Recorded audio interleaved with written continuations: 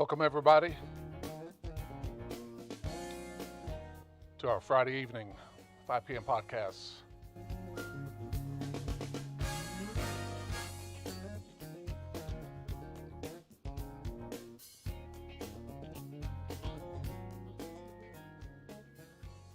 Always glad to see y'all. To the Hornets Hive. Hope everybody's doing good on a Friday.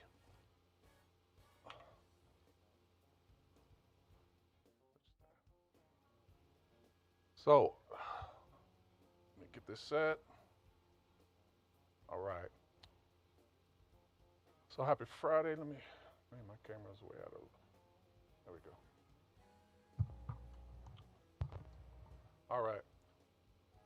So glad that y'all joining in on this Friday. As you know, as I mentioned last week or this past Tuesday, Tony is not going to be with me this evening. He is off at the coast fishing, and I'm going to be covering a couple things. We do have this is going to be about an hour, give or take. Got to be somewhere else, but do want to take some time on a Friday to get with everybody, allow you to join in. Always appreciate you joining in the channel. My channel is on YouTube. It is in the link. If you're on Instagram, I posted it. You can join in with us on my Instagram profile. It's the links there. And please subscribe. Please follow. Once again, it does legitimize my channel. It does help our stuff get out there, more people to see, be able to see it. So help me out, word of mouth advertisement, or share the link yourself. Share my channel link also with your friends, family, whoever wants to be part of this. We always want to invite everybody and anybody. And feel free also to make comments in the chat. The chat line is open. And feel free to comment, ask questions. I'll be looking at that once in a while. I don't know if you've heard, first of all, I was so excited Wednesday morning when I got up, after praying, getting to work, and I got an alert on my phone because I actually follow Citizen Stringer, and Citizen Stringer, and I should, let me open up this thing because I want to share this website with y'all. Okay, I got to share this website with y'all. If you're interested in truth and news, then there's a Robert. Okay. All right. If you want to really hear truthful news, truthful media, reporting, anything that other than lies, then you need to get Citizen Stringer. Really great website on news, politics, technology, everything, and it's accurate. Let's just say it's very accurate and no deception, no nonsense. And so, yeah, y'all need to get that. So anyway, going back to what I was excited about Wednesday morning is, and I pray for our governor. I really do, man. He's been making some very great decisions and signing some bills that really benefit everybody and anybody, especially myself, because as you noticed Tuesday, I mentioned how my podcast last Friday got banned because of miscommunication. And so, like I said, I know YouTube, and most media outlets, they, what they call them, moderate or watch what people are putting on social media, which is fine if it's fair across the board. Unfortunately, I felt like my podcast was treated unfairly, but my feelings aren't hurt. So Wednesday, Texas Governor Greg Abbott signed a bill It is the House Bill 20, protecting Texans from wrongful social media censorship. I mean, right away I got excited because it just happened to me, and my podcast last Friday was shut down and banned. You know, thank God it wasn't my channel, but it was that podcast that was cut. And so I did send them this bill in a nice protest, and we'll see what comes of it. But this is what it says. I'm gonna read it in its entirety, and I will show y'all also what it. You can read along with me. So, Austin, Texas Governor Greg Abbott has signed a law that cracks down on social media censorship. It prevents Twitter, YouTube, and Facebook from restricting content based on a person's viewpoint. Mm-hmm. Conservatives and free speech advocates applaud the law. Opponents say, excuse me, say it's unconstitutional and keeps social media companies from blocking misinformation, which is exactly what they blocked me for, misinformation, which the videos I showed were from professional nurses and others that have their own podcasts telling the truth.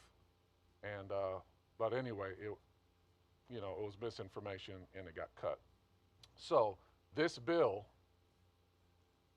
will keep social media companies from blocking what they call misinformation. Governor Abbott says the social media giants are limiting free speech by targeting conservative users and removing or restricting their content.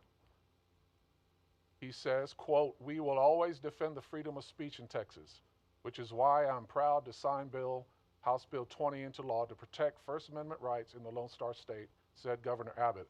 This is just in the Lone Star State. No other states have this bill, just the Lone Star State. Social media websites have become our modern day public square. They are a place of for healthy public debate where information should be able to flow freely. But there is a dangerous movement by social media companies to silence conservative viewpoints and ideas. That is wrong, he says, and we will not allow it in Texas. Man, this guy's awesome. I thank Senator Brian Hughes, Representative Briscoe Cain, and the Texas legislature for ensuring that House Bill 20 reached my desk during the second special session. And so this is a House bill that protects us in what we live stream out there and what we put out there, and it's freedom of speech. And so when I mention about fairness, you can see what other people put out there, which is I wouldn't even dare show. And plus they use pretty colorful language in it, and yet they talk about the same things but in their own view, and it doesn't get cut. So take that away with how you want it. But I thank God for Greg Abbott, man. God bless him, and I thank God for this bill. And I hope social media outlets take this seriously in Texas and allow Texans and what they're doing via live streaming, podcasting, however they're doing it, to be protected and allow their free speech to get out there. So I'm excited about that. Okay. I hope y'all are excited, because next time I get banned, we'll see what happens. Secondly, before our special guest, this teacher, you need to hear this. I'm going to hold this music, but you need to hear this. And I'm not going to even comment on it, so don't come back to me, but it's what's going on in our school systems. This is a teacher, and I know many other teachers have spoken up that I've actually listened to over the months, and where they're resigning from teaching because of what the school board and those involved are making them teach our little children. Elementary school, junior high, but it starts in the elementary school. I want you to hear this. Oh, where is it? There it is.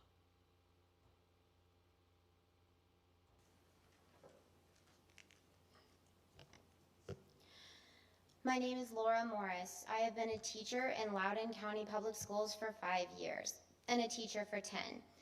In that time, I have learned so much, being on the cutting edge of educational technology and working with a diverse population of students that I have loved. This year, I have the privilege to follow my amazing fourth graders up to fifth, and I have been excited about this all summer.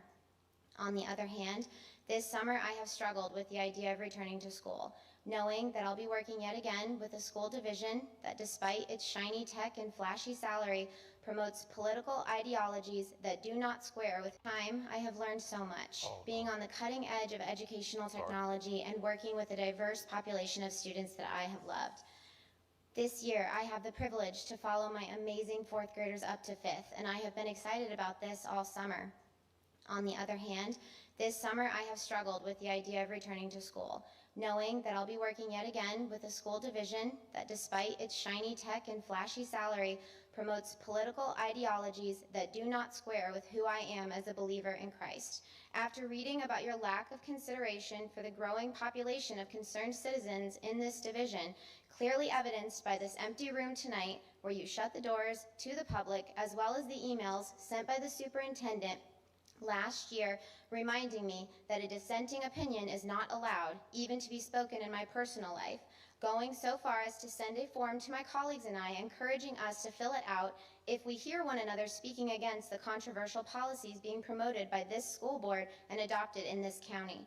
Not only that, but within the last year, I was told in one of my so-called equity trainings that white, Christian, able-bodied females currently have the power in our schools, and that, quote, "This has to change."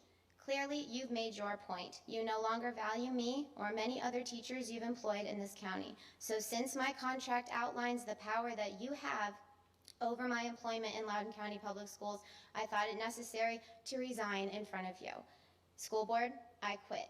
I quit your policies, I quit your trainings, and I quit being a cog in a machine that tells me to push highly politicized agendas on our most vulnerable constituents, the children. I will find employment elsewhere. I encourage all parents and staff in this county to flood the private schools in the surrounding area. They're just now cutting her off. Pitiful. That's terrible. They cut her off. And she wasn't even done yet. But yeah, other people have come forward and saying, you know, how they're teaching our children. They're asking our children questions, and they're, according to the teaching staff that are conservatives, that care about the education of our kids, they're being forced to ask the children about their gender, meaning, who are you this week? Are you male or female? Are you sure? Who do you want to be? Those type of ridiculous questions. And it's shocking. I thank God my kids are already graduated, but I know a lot of kids who I love that are in school, in the school system, public schooling, and they have to endure this nonsense. And so I hope someone in, the Senate, Congress, House of Representatives here in Texas steps up and takes care of this and gets, exposes this nonsense. It would be awesome. God help us. All right, folks. Da, da, da, da. I got a special guest here. And I already cheated because you saw him. However, good friend of mine, not only a friend, but a family member. And he's my brother, Robert Garcia. I'm going to kind of make him larger so y'all can really see him. Put on his mic would help. But I've known Robert for years. Goes back to when I was assistant pastor in our church in 2005. Robert came in, gave his life to Christ. I believe it followed, or at the same time, your sister? She was first. She was first. Yeah. Okay. So Grace was first, and then through her testimony and witnessing, Robert came in, got water. We had a water baptism, and this is how I kind of remember this is that they got baptized, or he got baptized, and his dad showed up, Noe, to to support, not to get saved, Right. That's but to exactly right. support. And I remember him standing there, and but he didn't want to get saved. But uh, it was very interesting because to see Robert today versus then is a spiritual transformation that is so powerful. And this is only what Christ can do, folks. This is what we've been talking about this whole podcast. It says on my channel we talk about everything and anything, and we do. Um, but we always want to bring this to a gospel base, to a scriptural truth that who we are and who I am is because of Jesus Christ. And so I want to open this up to Robert. And if you have any questions for him or comments, shoot it in the text. But once again, Robert Garcia got saved in 2005 and has been a blessing to the church, has been a blessing, got married in the church, has three beautiful daughters, man, cute as buttons. And watching them and man, I wish I had that play, that video where your daughter sang. Married kids. Oh my God, how I can't even put to memory that song that she did, but just a great family, and like I said, more than just spiritual family, really a family, and we love them to death. But Robert, welcome to the podcast. Appreciate you coming and sitting in with me. Yeah, glad to be here. And so we got our faithful viewer, first of all, Martha.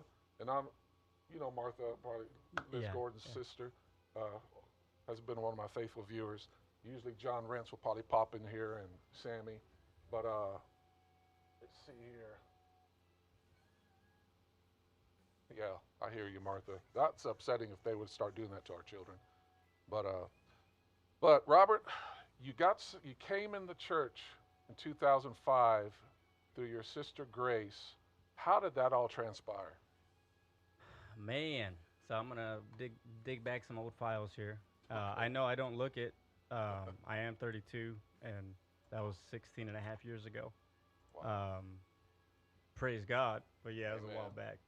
Uh, so going 2005, just before that, I was, well, I mean, to be straight with you, I mean, I was a pothead. I was just out in the streets, Yeah. and I had gotten there 5 years prior, roughly 5.5 years prior. I was about 11 years old.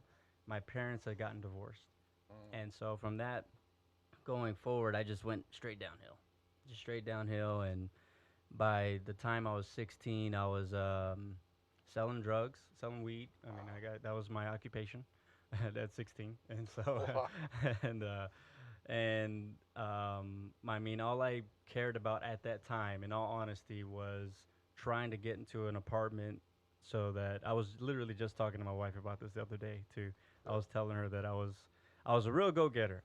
So I was a young entrepreneur, and my idea was that I was gonna get an apartment and find a way to make friends with the apartment owners so they'd let me sell marijuana like on the apartment complex. Wow. Now, mind you, I was 16 years old, so that was where I guess that was my great dream, my vision at the time. Yeah. Yeah, I was a mess. So I was a mess, and my sister, who in my opinion is way worse than me. Like, Mm. and I can say that because she's my sister, but I always looked at it like, oh no, she's going, really fast in this direction. And the truth is, we all were. By the Yeah. time after I was 11, my dad went this direction, my sister went over here, my mom was going her own direction. I didn't Wow. feel like I had any guidance. Yeah. I didn't feel like my dad at the time, even though he was my dad, we were really more like roommates. It was just him and me living together. Right. My sister wasn't even living with us, so she was bouncing house to house. So How much older is she than you? about 5 years, Oh, okay. 4 years. Okay. Yeah, and so I would have been, so I was 16, and mind you, months prior to her uh, talking to me, I had just gotten alcohol poisoning. So I was at a party just doing my thing, and my thing was to get drunk, and Yeah. I was 15 at the time, which is wild to say, because Yeah. I look at kids now that are that age, and I'm like, they look like kids, they look Yeah. tiny, and so I think when I was 15, I had this mindset that I was like a little man, like I was, I was making adult like decisions at 15, which is not true. I had no clue what I was doing, Yeah. but that's where I thought I was mentally. So I had gotten alcohol poisoning, and a few months later, my sister had showed up talking to me about, being saved and salvation and Jesus and all this stuff. I wasn't feeling it. Did you believe her knowing who she was before? Not at all. I mean, in all honesty, I really, I mean, yeah, I saw some change. I saw like there was like she was talking about church a lot, and God a lot and Jesus a lot. But I just at that point, I mean, I was just kind of like I'm happy Doing what you're you're doing. doing whatever you're doing. I wasn't like even though we were tight, we also were truly really disconnected. I mean, all of my family was. Yeah. That's just where we were at that time. So it was kind of like cool, you got something new, I guess. I can't. When you say that, and I hear this a lot. Now we know that a lot of people we minister to, we hear their stories, and man, it's heartbreaking to me because, and not to say I had a perfect family, but we were a tight knitted family. So to hear how about well everybody was distant and doing their own thing, and we just tolerated each other and roommated with each other, and it's like I can't fathom that. How does that happen? Yeah, I don't know. yeah. It was, it was interesting because growing up, I did like going back to before my parents had split.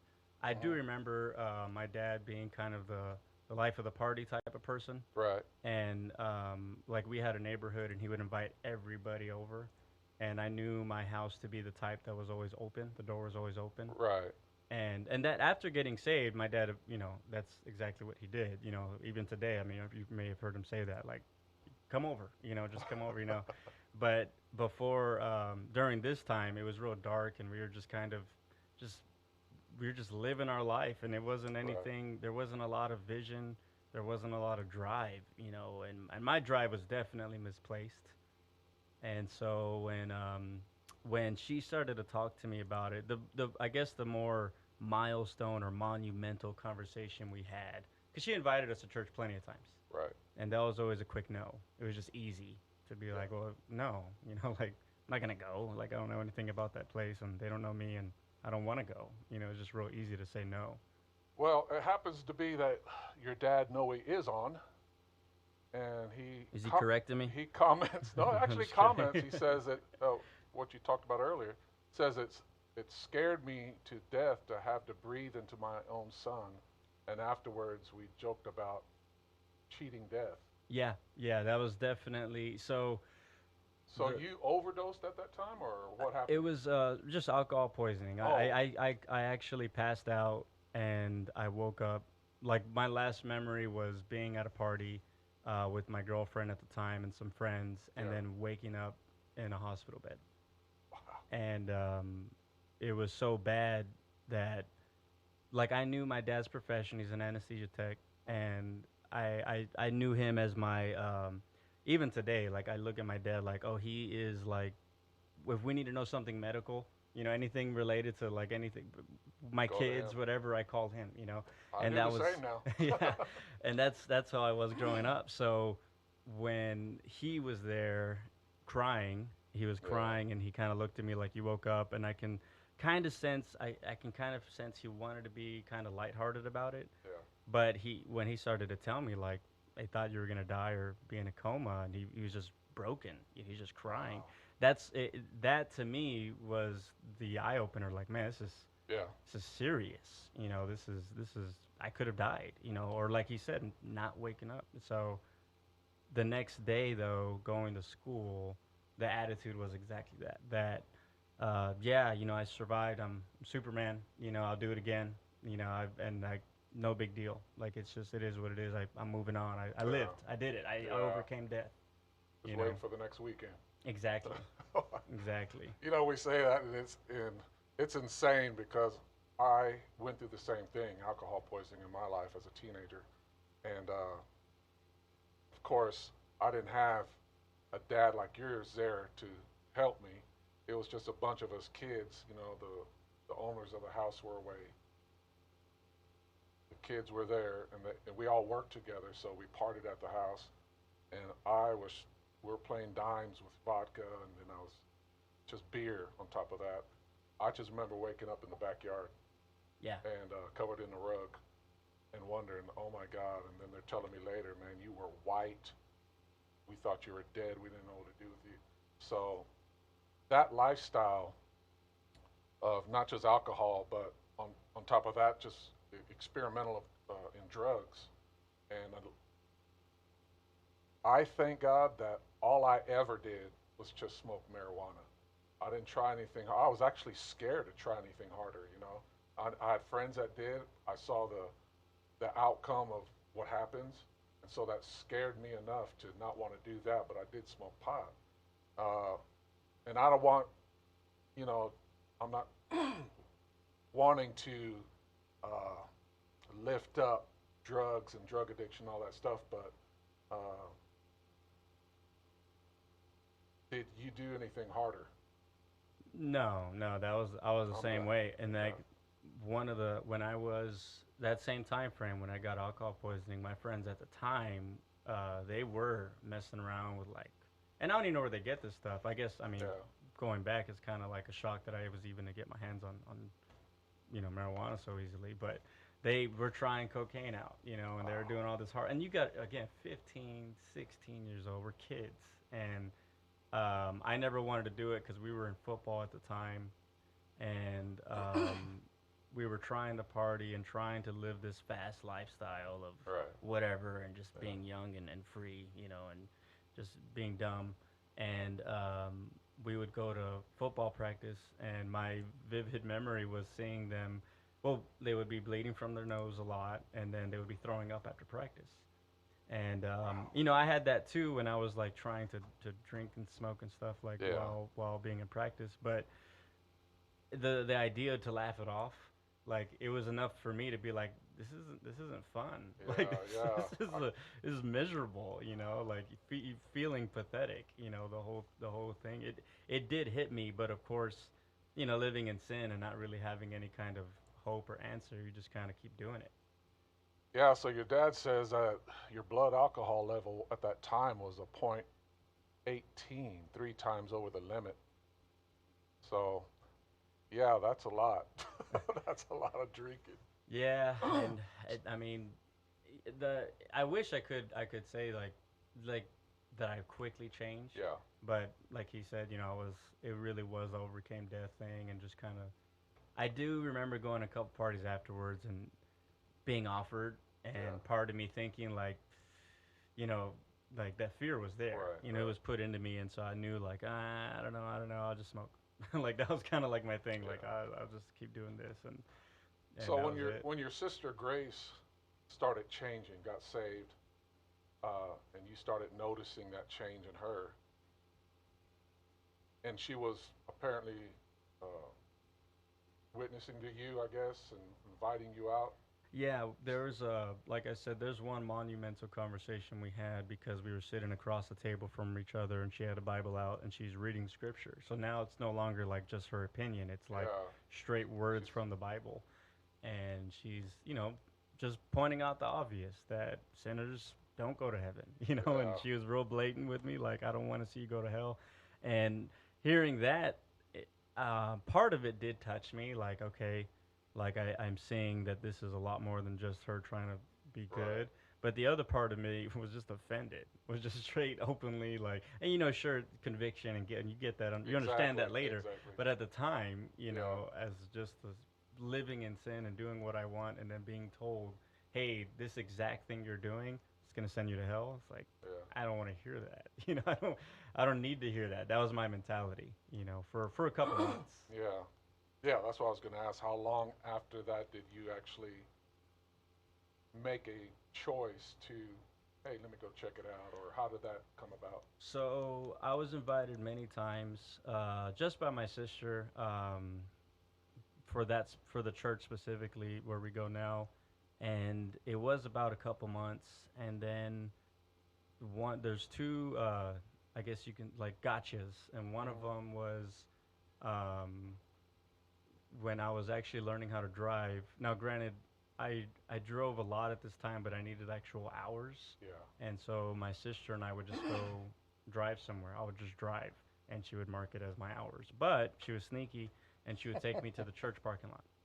And Oh so well, I was everybody drives there. I was driving in the church parking lot on a weekday, and there was actually a band practicing in the back, and uh, she brought me around the back to see their practice. Now, um, the story now is funny because my now wife, Mary Grace, was mhm. actually in that band back then, and Yeah. so she said she'll remind me that every time we talk about this, she'll always say that they sounded horrible. Like she said that the practice was really bad, It and then happens. from her perspective, she remembers when I walked in and she was super all of them because it was an all-girl band, and I Oh was just young boy like walking in like listening to the song, and I was my sister just kind of brought me in yeah. out of excitement that someone was at the church. And it was awkward. I didn't want to be there. I don't think they wanted me to be there, and it Yeah. was just like a real awkward invitation. And even at that moment, I wasn't kind of like, oh, I'm gonna go. I was like, I don't want to be here. That was just my whole attitude was I don't want to be a part of this. I don't want to be in the church. Quit trying to bring me in, And Yeah. now that there's other people asking me, this group Yeah. asking me to come, there's this extra pressure for me to go, and I didn't want to, but my sister told, and this is actually what made me go. She told my grandma that I had told this band that I was thinking about coming. That was Oh, because I okay. was Yeah. polite enough to be like, "Oh, sure, I'll try to make it," but even though back in my head is like, absolutely not. I don't Yeah. want to be there. So she told my grandma, and then my grandma, um, basically, I was just at her house.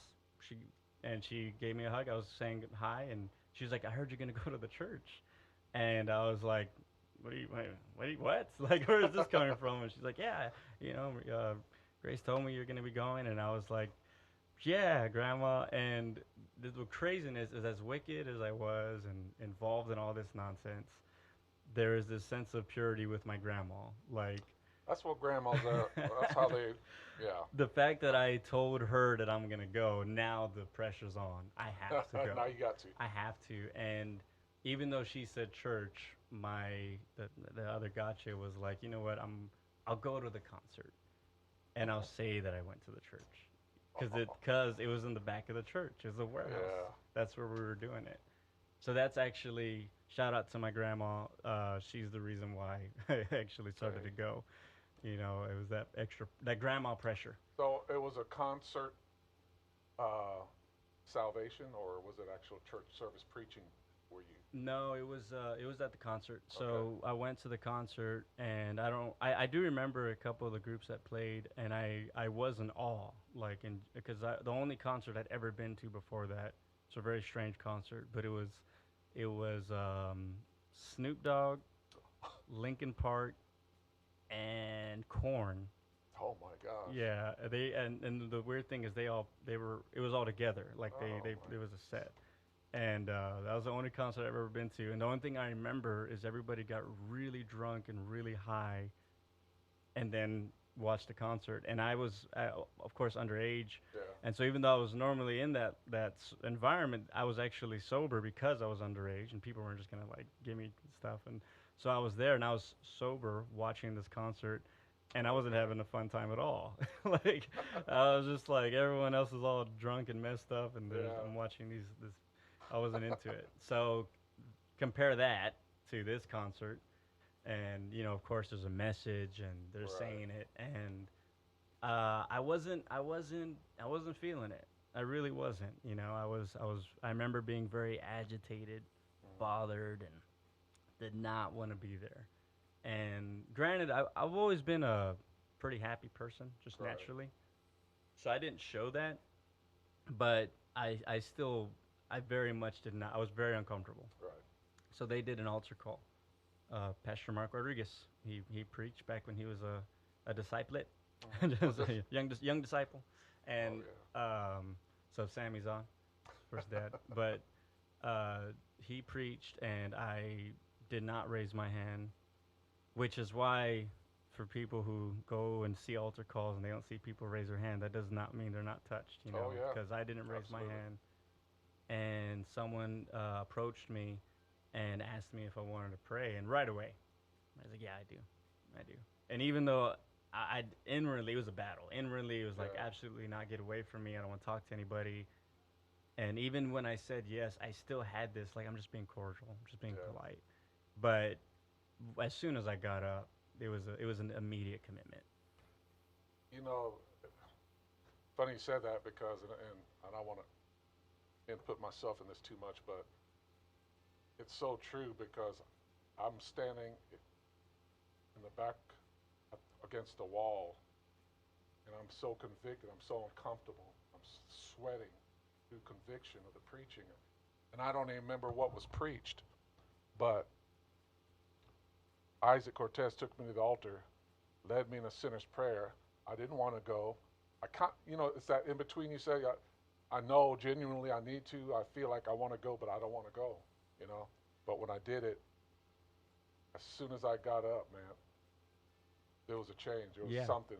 That feeling of prior was gone.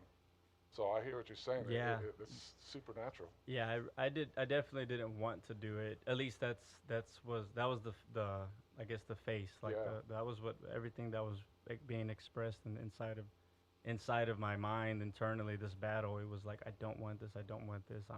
I to the point where I was telling myself like I hate this. Like Yeah. I hate this. I don't want to be a part of this. And then getting up and like you said, I went to go pray and it broke. Yeah. It broke, and I remember the next morning going to church, and Mark Rodriguez had actually given a testimony. He had said, "We had one soul give their life to Jesus last night, and that person is here." And everyone started cheering, and nobody knew me. In Yeah. fact, 80, 90% didn't even know that I Right. was that person. Yeah. But something in me was so excited, like for him to say that. I remember just smiling, like, yeah, like it's me, like I'm the guy. Stand up. Yeah, yeah, like they're gonna bring me up to the mic or something, like, hey everybody. So, but I then they had the baptism that night. They were having a water baptism the very next Okay. night. And I'm only bringing this up because it's what's the word I'm looking for? To me, it's so important because we always say that, hey, we're having a water baptism tonight. Bring your family, bring the unsaved. This is something that usually, even our plays, like when our kids are doing the play, families would love to come and support these kids and see what they're doing, and then preaching, of course, is done. So you're getting baptized. Was there a conversation between you and your dad, like, "Hey, Dad, I'm getting baptized. Come on out"? Or Yeah, yeah, and and I mean I know he's watching, so he'll correct everything I'm saying. No, I'm just kidding. I'm gonna keep saying that all night. No, but I remember me and my sister telling him, that we were gonna get baptized, and of course we use that as leverage, like, you should come because we're gonna yeah, get baptized, and we never said the words like you should come support us or we're your kids or anything. At least I don't remember ever saying that, but I do remember us trying to use that as leverage. Like, yeah, this is more than just an invitation. It's more like, hey, I'm doing something here. I want you to be a part of it. And he faked being sick, and and he'll admit to it because he knows it's true. But yeah. he faked being sick and told us he was sick and he wasn't going to come. And so we just figured, okay, it is what it is. I guess he's not going to come. And I remember going, and to be honest, I was so into it. Like, I was so excited Yeah. to get baptized that I wasn't even paying attention to anything, but I was just so into the sermon. I remember sitting next to Paul Jimenez, and we are sitting next to each other, and what's funny is we showed up changed. I know now, like, they tell people bring clothes, but Right. we showed up in shorts and a t-shirt, like, I'm ready, like, we're going to do this.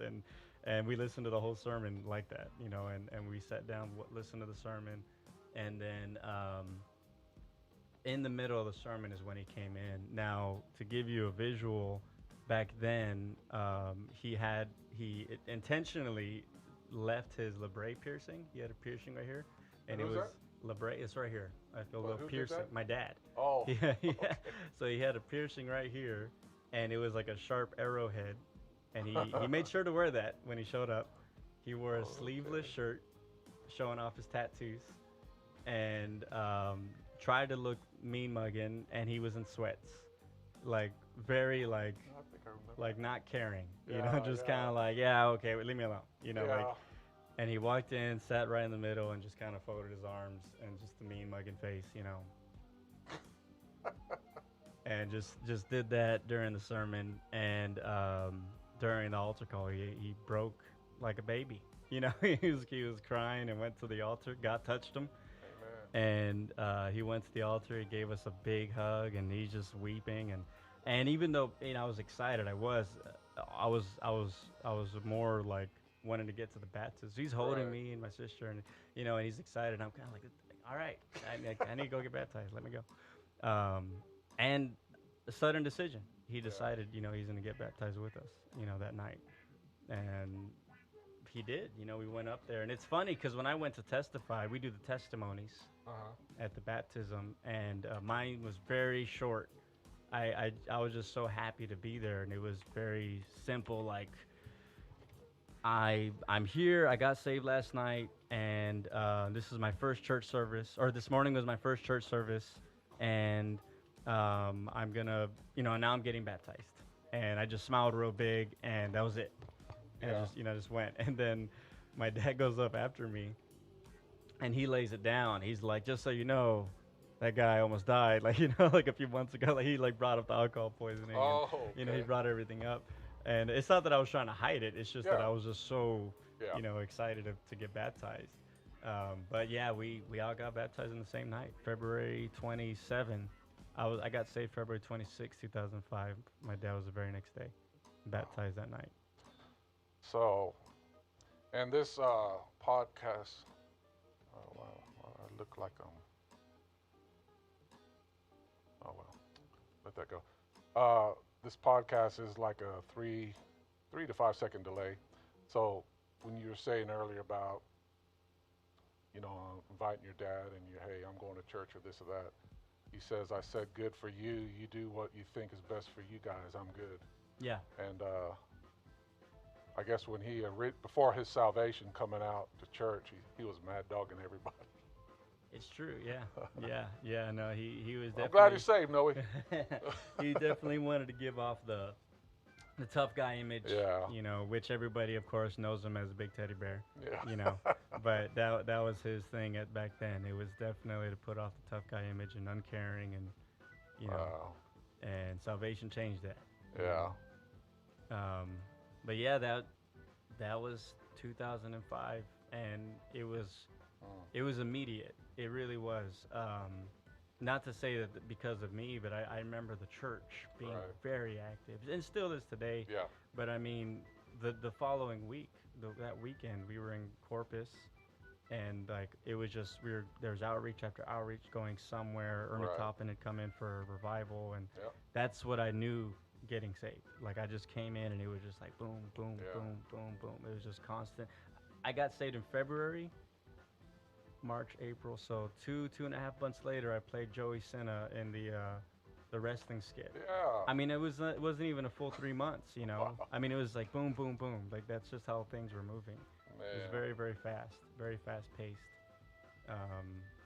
Constant ministry. Just always something going on. So I remember Mary Grace. Um, she was single. I think we did an invasion team to San Francisco. I think we did San Francisco and Wyoming. And Mary Grace was there. Your sister Grace was there. Oh, we stopped in Las Vegas too. So I'm trying to think which route we took. But when you came in the church, I guess all I want to get to for the time's sake. When y'all got married, what year was it?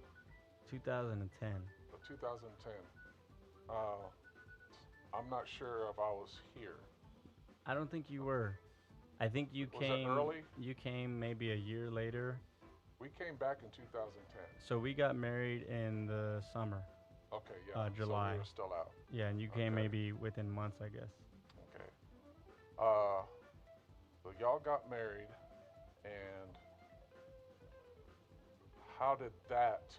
Um, and you were when you got married. 2010. So you're say 5 years. Yes. Okay, so 5 years, and I'm just saying this not out of anything, joking or disrespect or anything, but you get saved, 5 years, you're getting married. Yeah. So did that seem like quick to you? Oh, Or? absolutely. Absolutely. No, I didn't. I never thought of marriage, as a teenager. Yeah. And being a product of divorce, I even had kind of a negative, Yeah. aspect to, like, I thought of it as like not necessarily a good thing. Like I didn't see any benefit, I guess. Right. It wasn't something I was chasing. So, getting saved and then meeting Mary Grace, which 2009. It's so weird. It doesn't sound like it was that long ago, but I mean, we've been married for 11 years, so yeah, it's a long time ago.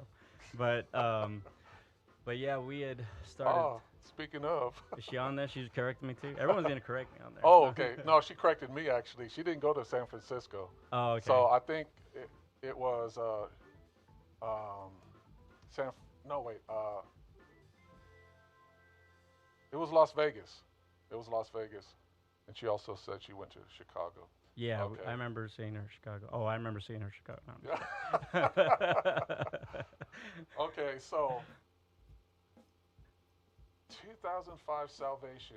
We're here, and I'm not dismissing your beautiful daughters, but we're here in 2021. You have your own business. What do you do? Audio visual. Did you ever see yourself where you're at now? No, I didn't. I got into audiovisual because of sound ministry, and I didn't even pursue sound ministry. I could thank my dad for this, but I only got involved in any form of ministry because he decided to show up early to the concert scenes at the time. And I mean, I was his kid, so Yeah.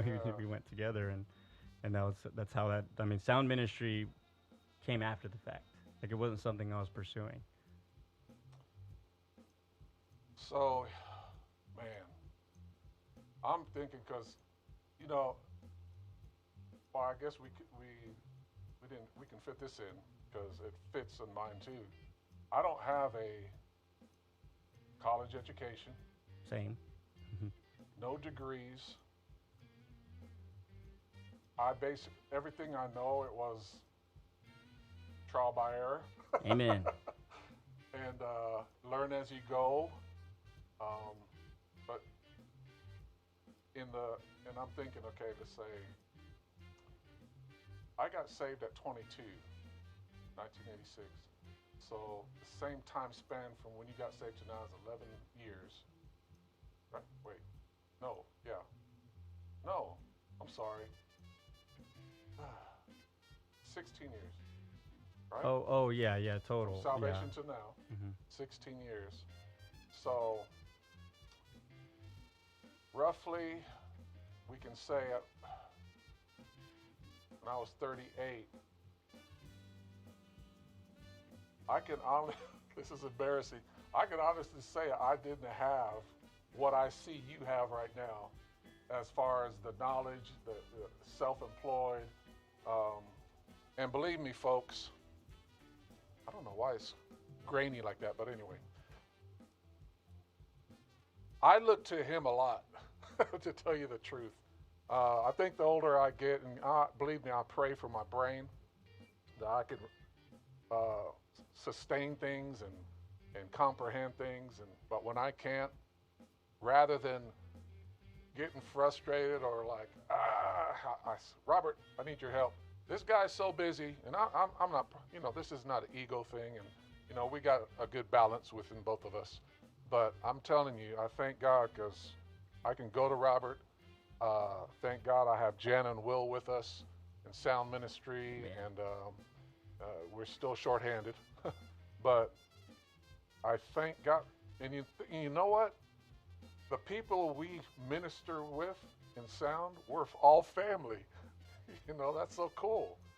I mean, we're all family. And so, but to, just to see where you're at today and seeing how you came in,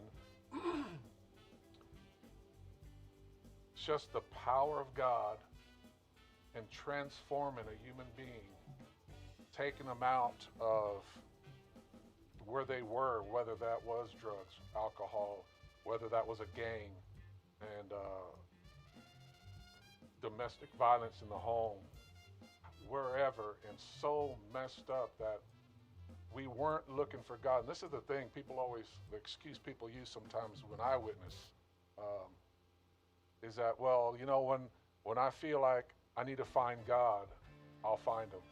But none of us were looking for Christ. None of us were looking for God. We were more moved toward going to the Catholic Church or a church in general and look up at a statue and talking to it. That was our prayer life. That was our relationship. That was our background. But when Jesus came in and picked us out of that and placed us on solid ground where there's stability, where there's strength, where there's help, and we just trust him. It's like we're throwing all our chips in, like, okay, God, I'm either gonna make it or I'm gonna break, Yep. I know a lot of decisions that I've made have all been full-blown faith, and by that I mean having no clue the outcome. Like, not even having a positive attitude, like, oh yeah, it's gonna work. It's more like, I don't know. I don't know. I'm just gonna do it. That still happens now. I'm just gonna do it and believe God. I was gonna say too, I believe he's watching. James, he's our, like, the unofficial partnership we have, but for work. James, I had met the year I got married, and I invited him to church, and I invited him to my wedding, and he came out, which shocked me because I had just met the guy. Right. And he came out, and then fast forward, I guess this would have been 27, so about 7 years later, 6 or 7 years later, we had met up again because I told him, hey, I want to start my own business. This is what I'm thinking about doing. We hadn't talked in years, but we had worked together back then, and we had gone our own different directions.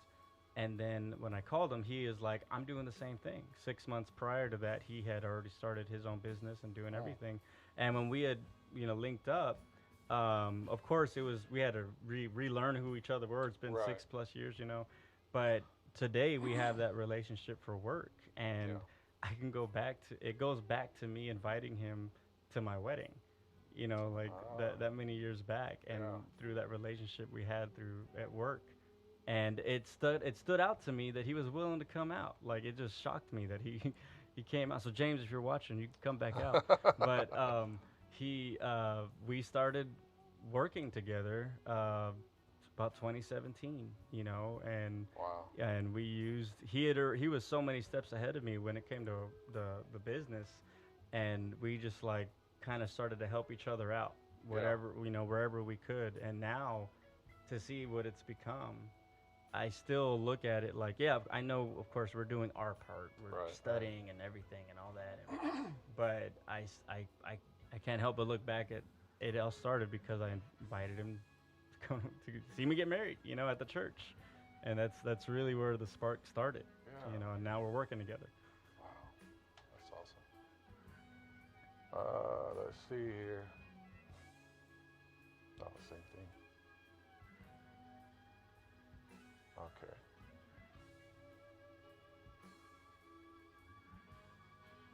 Okay. Just reading the chat, folks. Alrighty. So some of y'all were here the other day, or actually, can't remember, this Friday. So this past Tuesday, we were, if I can get this to work. Oh, here it is. Let me see if I can find it. working on our church building.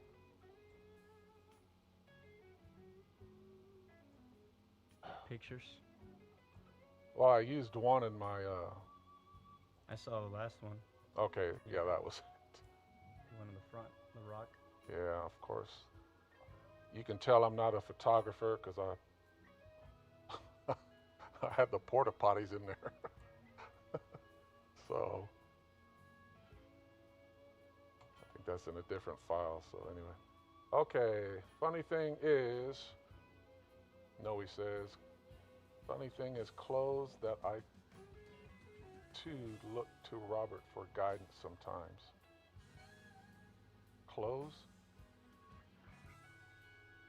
He looks to me to borrow clothes. No, I'm just kidding. Oh, No, no, he's saying that I guess he also reaches out to me sometimes. oh, okay. My Hey, I go to Hannah for color coordination. yeah. I got to go to somebody and say, hey, does this look good for tomorrow? So, yeah, the thing is about this entire podcast. What we got? Okay, is that we just want to. I said from the beginning that aside from talking about just anything that's on your mind, on ours, and I brought up the. I should bring up that nurse. Noe would probably appreciate that. Is that the reality of where we're at today in our world?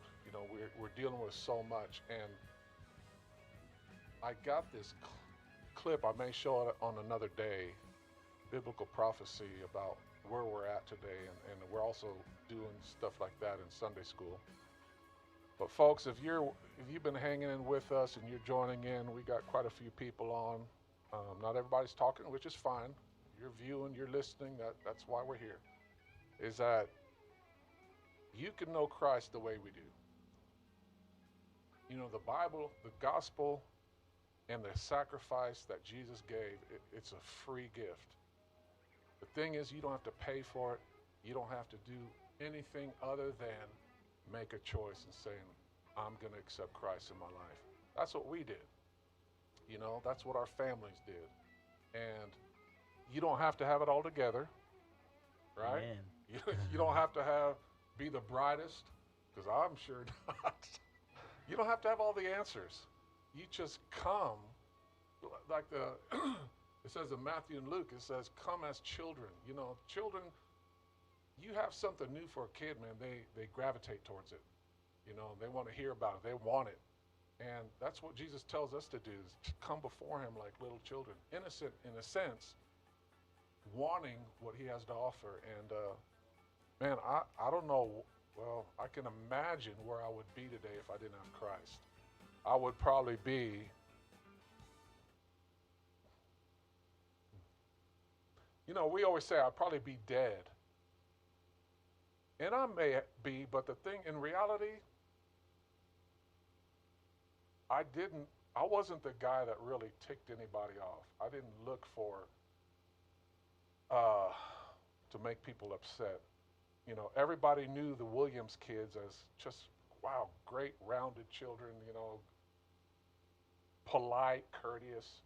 And so even in my teenage years, yeah, I did some dumb things, but when it came to the public and being in front of the public, I was very respectable. I respected people. I courteous and respected my parents in front of these people. So they looked at us as, man, y'all got perfect kids. But I knew better, but that's how I was. So to say that if I wasn't saved today, I'd be dead, I'd rather say I'd probably, well, I could probably be dead if I kept drinking. Now that I think about it. I didn't really party. Like I said, I didn't do drugs in a sense, just the marijuana. I didn't do all the heavy stuff, but I did drink, and I liked to drink. But there were points in my life where I can drink, but I also knew when to stop. Most of the time, I can say that.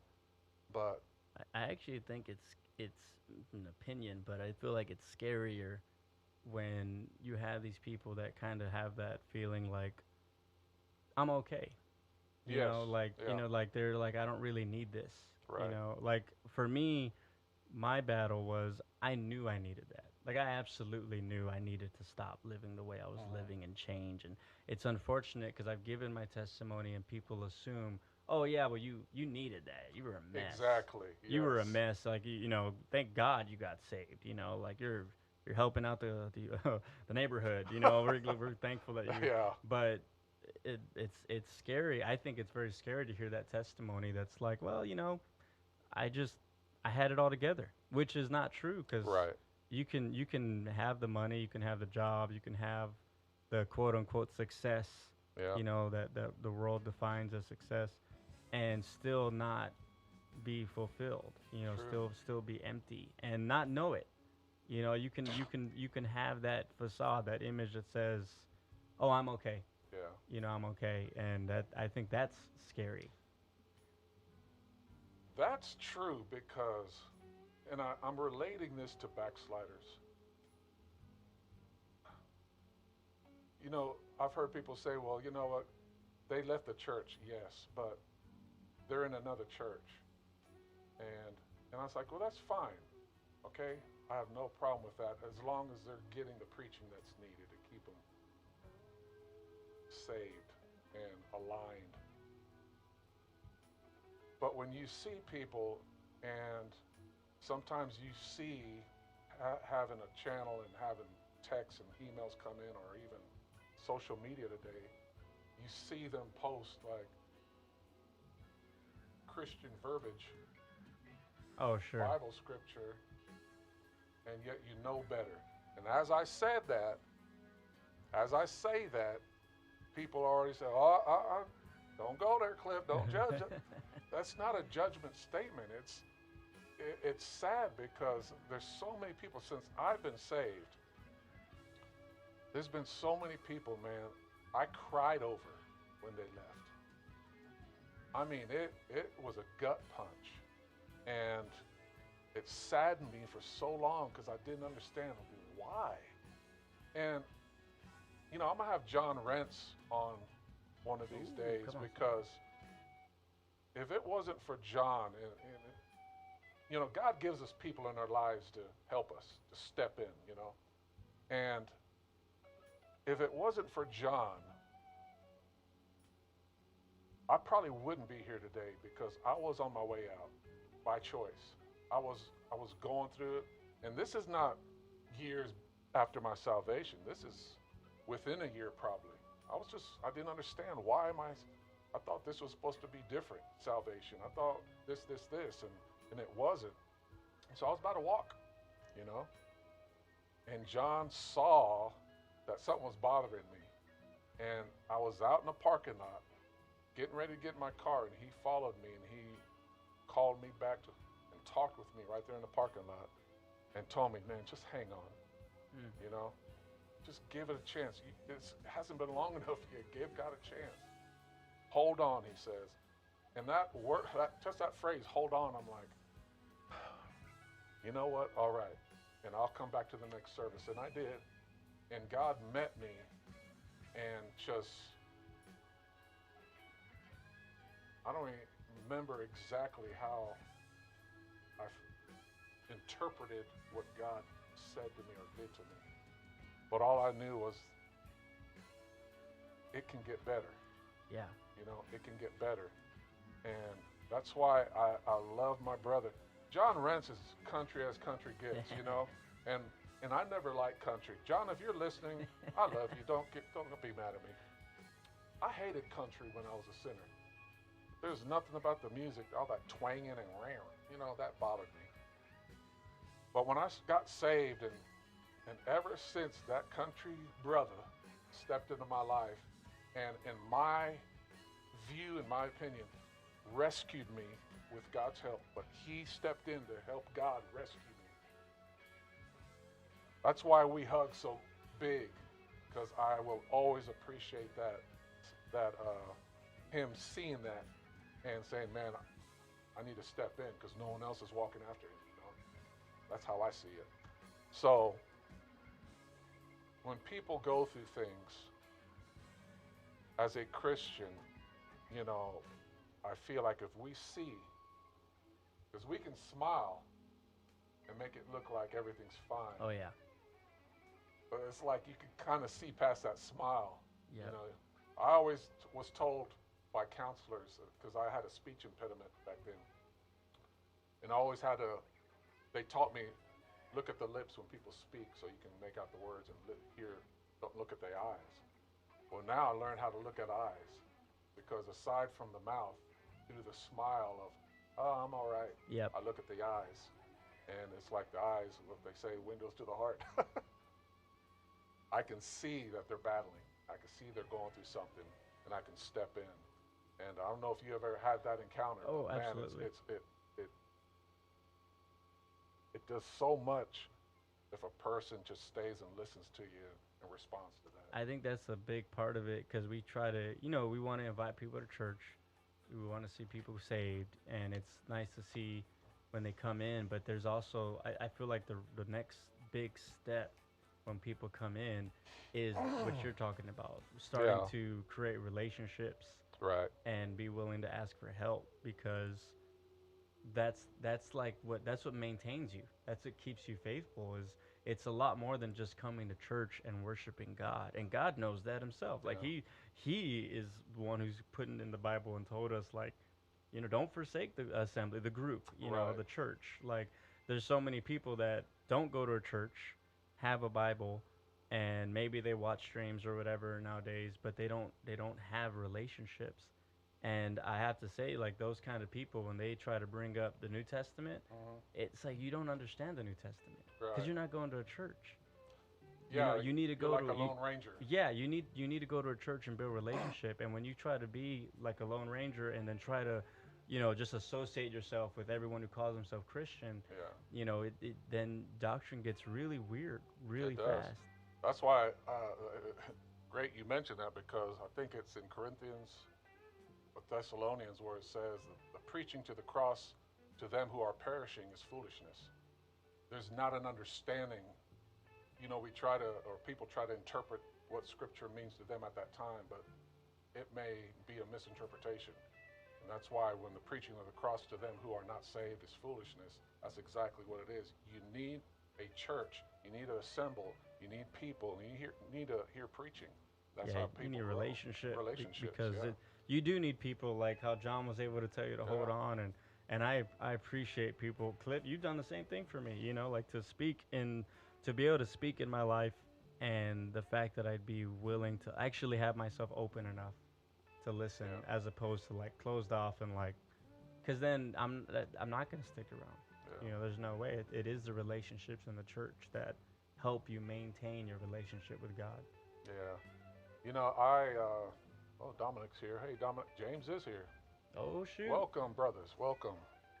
James says Robert is an absolute rock star at business, and I'm very lucky to work with him. Yes, I'm watching. Okay. Oh, Dominic that was says nice. I too enjoy working with Robert. Definitely learning a lot from him and James. No, he says I didn't care about anything whether I had it together or not. I just didn't care. I guess that was uh, before salvation. You know, in closing, because we got song service practice. Nah, man, we're gonna stay here. We could. I mean, we got a I'm few more kidding. minutes. But, always, I always tell people in ministry that, because we would, I won't betray this to anybody but myself. I would be lying if I said that ministry doesn't get frustrating at times. And to be, not in a sense, transparent with everybody, I don't think that's a healthy thing to do, but be transparent with somebody that you trust. We always say you got to have a best friend, you got to have uh, friends that are trustworthy, solid in the faith that when you share something, it won't be circulated. And and so in ministries, I've learned that when I see people people struggling or frustrated in the ministry, I just make it my ministry, if you will, to approach them and not to pry in a sense to where I need to know, but hey, if you want to talk about it, let's do this because I see there's something going on. I want to help you. Yeah. Because I've done that. Oh yeah. Yeah. I've been there. I've been. There's times I've been emotional, and I know, well, that's not machismo, man. That's not macho for guys to, whatever, you know. But I know who I can come to and uh, be transparent with, and know that even if they have nothing to say to me, it's just an outlet. I know they listen to me to the point to where, you know what, I know that person's going to pray. After this conversation, they're going to pray for me. They're going to hold me up in prayer, and that's what I do also. That's the health of Christianity, is having people like that, and just being that advocate, if you will. Yeah, I feel like if we kind of just keep doing ministry, like without trying to remember that it is a ministry, Yeah. because that's the big part. You know, it's not like just your job or what you're doing because you want to do it. It's a ministry, and if we don't treat it that way, where it is you are serving and you're doing something to serve people, and God said you want to show that you love me, then serve my people. And so that's what a ministry is. And on top of that too, ministry isn't just the stuff you do in front of other people at church. Ministry is your family. Yeah. It is your job, like what you're doing. Like your ministry is supposed to be your whole life. Yeah. And to say you get burnt out on that, that's when you know, like, well, you're treating it like a job. You're treating it like it's just the clock in, clock out type of thing, and it's supposed to be your life. It's your lifestyle. It's what you do, who you are. I'm not to mention anybody's name, but something similar, talking about, how we take what people say to us, like whether it be counsel or just words of encouragement or words that need to be said at that moment, if you understand my meaning. September is one of our busiest months because conference is around the corner. So we set aside every year September as not only song service practice, but especially now with the new building and the transition, it's crazy busy. And me personally, I don't apologize for that. That, I think, is healthy for me to kind of stay busy. But people have texted me and they said, hey, I'm thinking about going to visit I got relatives coming into town, and so I won't be here on this day. And I was like, okay, whoa, wait, we got song service practice.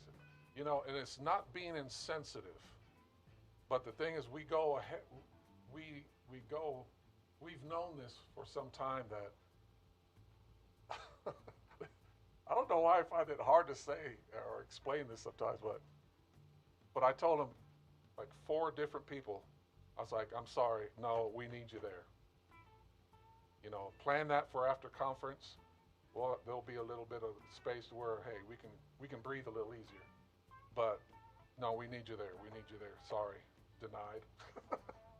And so, and it doesn't make me feel good at all because I know that we're all busy. I know we all have lives, but the thing is we made commitments too.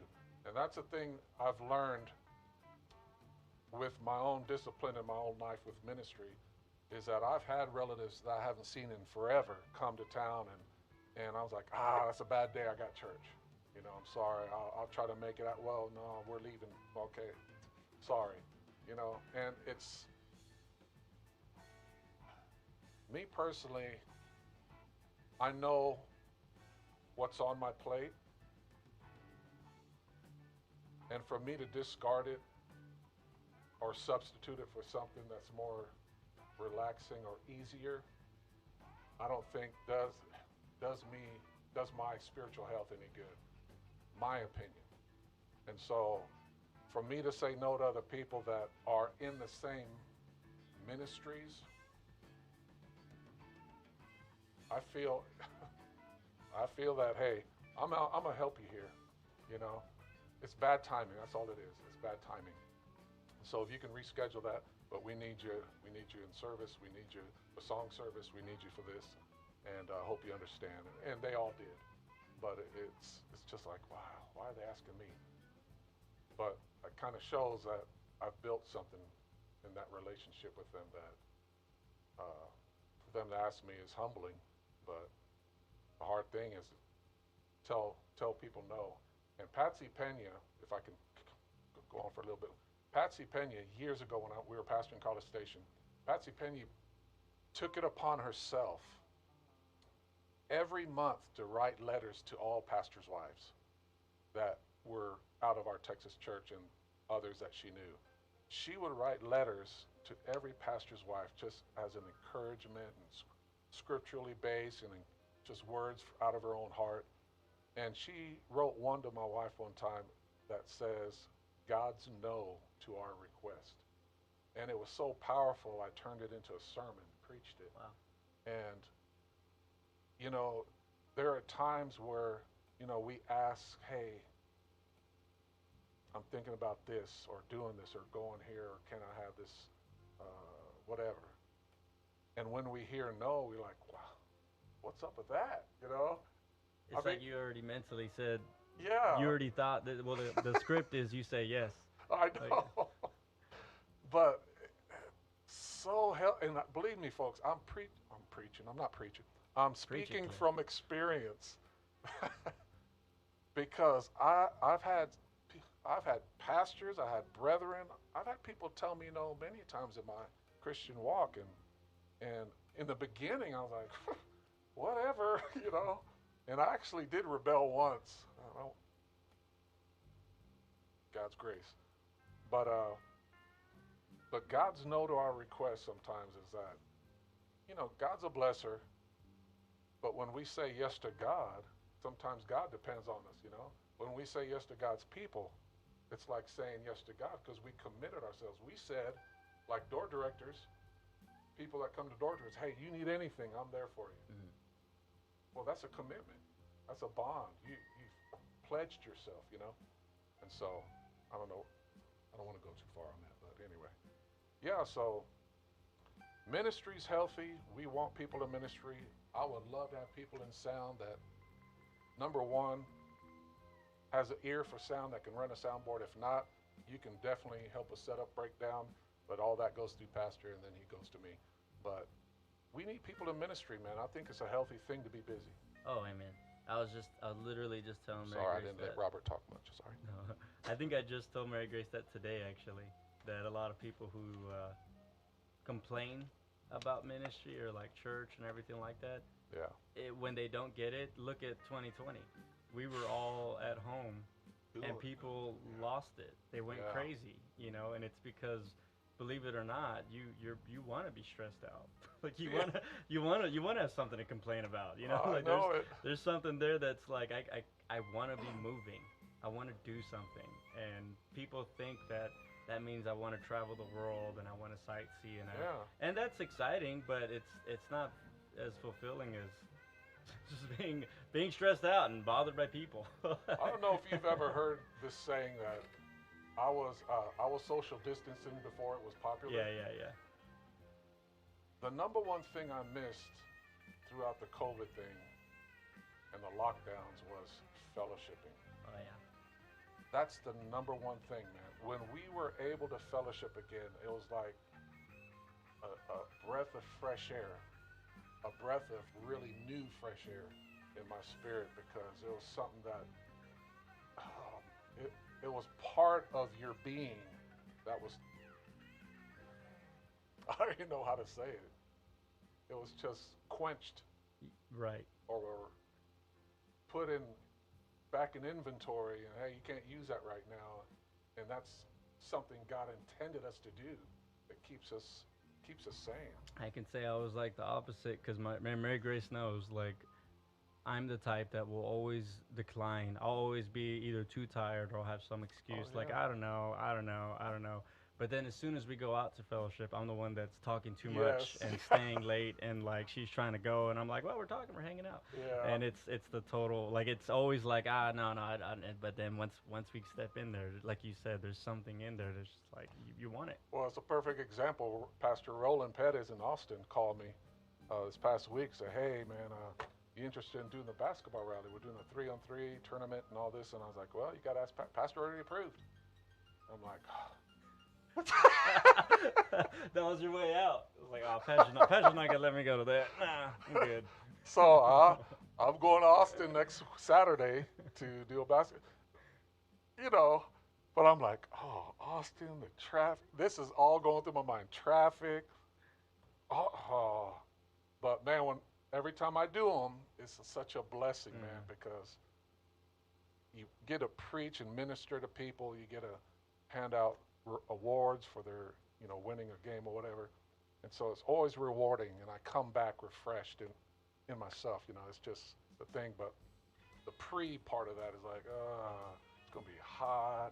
I gotta battle the traffic. Man, there's gonna be so much people. But like you said, hey, I'm not gonna argue no more because I don't want another lockdown Yeah. of my spirit. Well, folks, yeah, it's about time. Uh, we're not going home and laying down. We got to go somewhere else. Got work to do. We got more ministry to do. But I appreciate you being with us. I really do. Joining in. Man, I tell you what, y'all really blessed me today because we have new people in chat. Man, Noe, thank you for being here. I hope you keep joining in with us. James, Dominic, thank you for chiming in. Mary Grace, God bless you. First time seeing you here. And it's because of Robert, I know. But I hope y'all keep joining in with these. We'll have other special guests. We'll have other topics we're going to talk about. But man, it really is great to see people coming in and making comments and everything. Noe, I will have you. I know I will have you. I do want you on one of my podcasts. Make so sure you do like a 2 or 3 hour slot for that one. Easy. Does he talk? Oh, he's No, I'd love to have him, man. So please keep, if you haven't already, guys, you newcomers, subscribe, hit the follow. It'll really help my channel out. And keep praying. Once again, Greg Abbott signed that bill to help us that are podcasters and live streamers, a freedom of speech thing, so they can't block or ban our podcast. So let's believe God for that. We will be back Tuesday, 5 p.m. Tony should be back from fishing. He better be because he didn't take me. But yeah, be with us. We're looking forward to having y'all. And Robert, thanks for being with us again. Thanks for joining in with us. It's been a blessing. And so keep praying for this minute. This is my ministry. This is one of my ministries I do that I thought about years ago and kind of procrastinated. But man, keep praying for this. It'll really be a blessing. God bless y'all. Hope to see you again on Tuesday, 5 p.m. If you haven't already, and I see I'm already forgetting to do the most important thing. If you don't know Jesus and you want to know him right now, I actually have some visitors here. And this is about Jesus Christ. This is the priority, and I know I got the sun in Robert's eyes. This is a priority. If you want to ask Jesus in your heart as your Lord and Savior, and you're tired, you've been listening to Robert's sharing his life story, his testimony, a little bit of myself, and we've had Chris here this past Tuesday. You're like, man, what do I need to do? You need to acknowledge Christ. You need to acknowledge that you're a sinner. I know that sounds harsh, but we are. Admit that you're a sinner and ask Jesus in your heart. If you want to do that, I want you to bow your head, and I'm going to lead you in that prayer before we dismiss. And this is what we do at the end of every podcast. I'll make it a point to lead people that want to choose Christ, lead them in a prayer. So I want you to bow your head with me, and I want you to say this with faith and with all honesty. Say, Lord Jesus, please forgive me for all my sins, for I am a sinner. I acknowledge that you came and died on that cross for me. Come inside my heart right now. I give you access. Be my Lord and Savior. Wash me with your blood and cleanse me from every wicked deed. I accept you right now. In Jesus' name, amen. Folks, live for Christ. These are the last days. Live for Christ. If you are in the San Antonio area, you want to come out to one of our church services or ministries, we are at 1350 Southwest Loop 410, right behind the Golden Walk and by IHOP, by a beautiful big building that we're going to be our new church. And but come by, visit us. You see Robert here, you can approach him, approach me, approach anybody in the church. We'd love to have you and love to talk to you and get to know you. That is our primary ministry right there, is to win souls and see them to get to heaven. So feel free once again to join in Tuesday. Come to church. We love you. God bless you. We'll see you then.